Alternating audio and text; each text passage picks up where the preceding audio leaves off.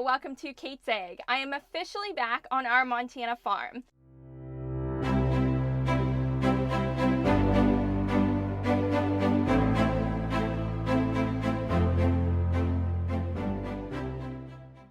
As you've noticed, I have been uploading videos in different parts of the world, and I have been traveling and exploring various agricultural operations to learn about how food is produced in different areas, and also share the stories of other farmers and producers, because it's not just all about Montana agriculture. There's so much more happening, and I think it's incredible that I have the opportunity to be able to share local farming stories everywhere.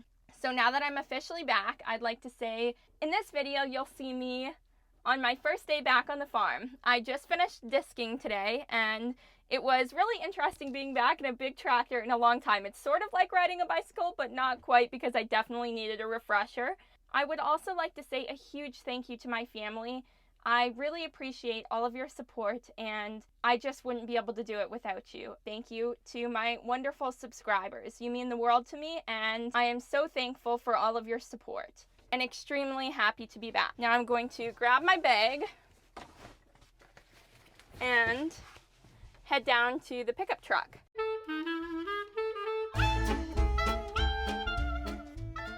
In today's video, I will also be giving you a crop update and showing you some of our crops and how we've been affected by the massive drought. I'm now in the pickup truck with Dad, and how do you feel about me being back on the farm? I'm really super happy, Kate. I love your enthusiasm. Yeah. It means a lot. I'm sure it does. So we're driving back to have dinner with Grandpa, and could you tell me a little bit about the situation with the crops and the drought? It's been my first time seeing the crops in quite a while, but it's looked the thinnest that I've ever seen any of the harvests in my time. Yeah, it's pretty thin. Didn't rain hardly none, so they didn't grow very good. But the weeds grew okay. The weeds always grow well. Yes, they seem to be pretty happy. So we were in a drought last year, and we had maybe below average crops, would you also say? Yeah, it just got hot and dry at the end last time, Kate. Yeah, so spring wheat was really bad. Winter wheat wasn't too bad.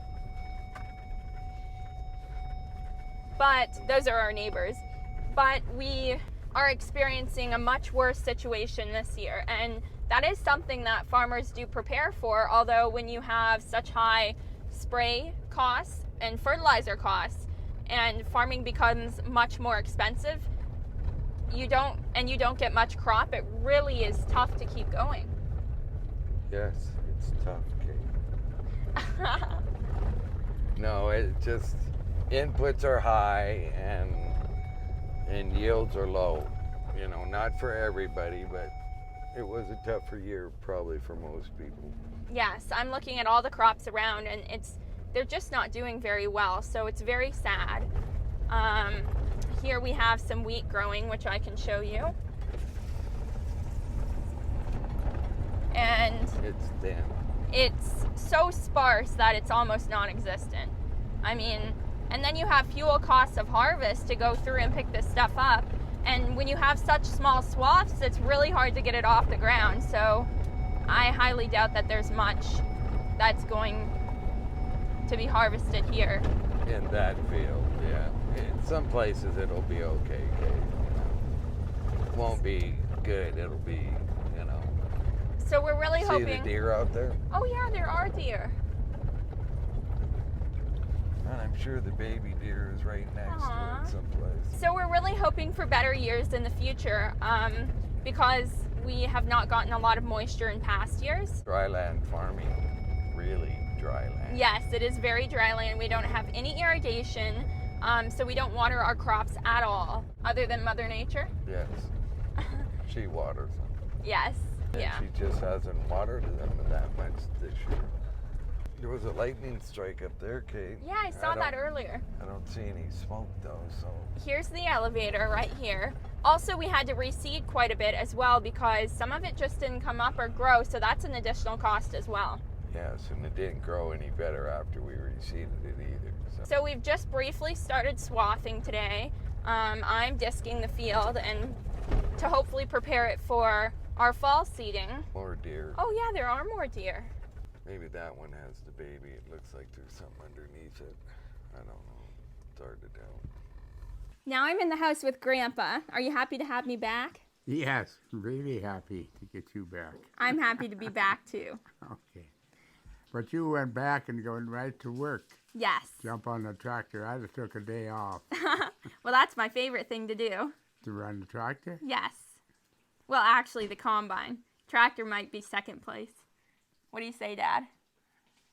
Boy, it's all so much fun. I just don't know which one's more fun.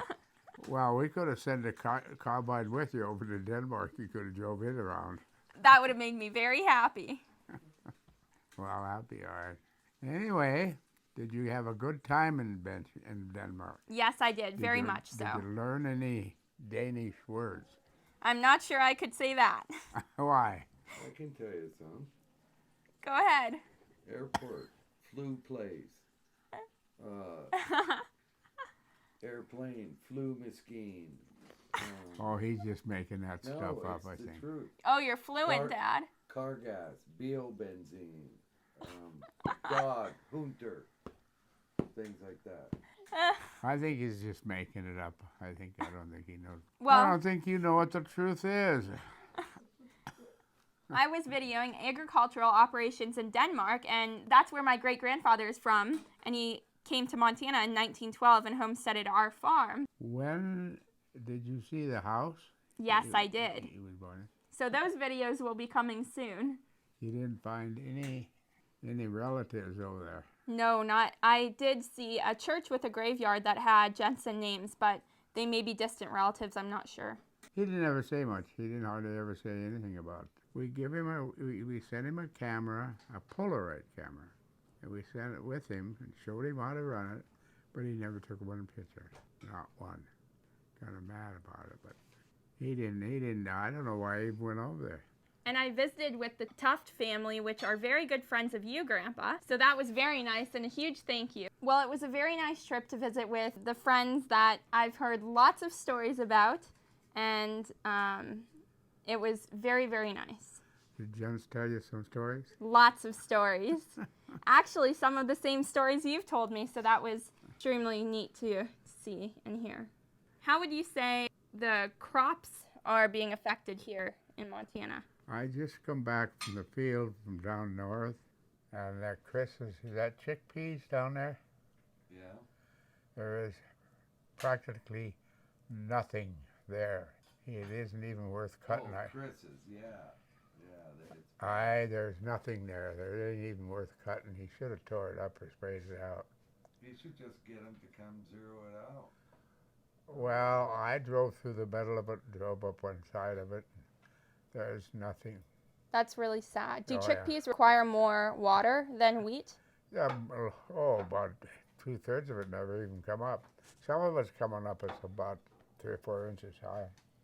Yikes. But he could run around the field and cut a few bushels maybe, but I don't know. No, that is really short stuff. Well, It would this. be hard to cut that. Oh yeah, I know. I got a sample out there, but there's a lot of it sprouted later. It's about 3 or 4 inches high. You couldn't cut it if you wanted to. Thank you so much for watching today's video, and I hope you enjoyed the little update on being back on the farm. Make sure to like and subscribe. Okay, bye. Bye. So here we're coming up to the farm Prius, and the farm Prius had a little accident, didn't it, Dad? Yeah, it had a flat tire. On the side of the road. So now it's parked with like a little hitch, right? Or what do you call that? A jack. Yeah, because they don't Without have a tire. tires for it yet, so. There it is. There's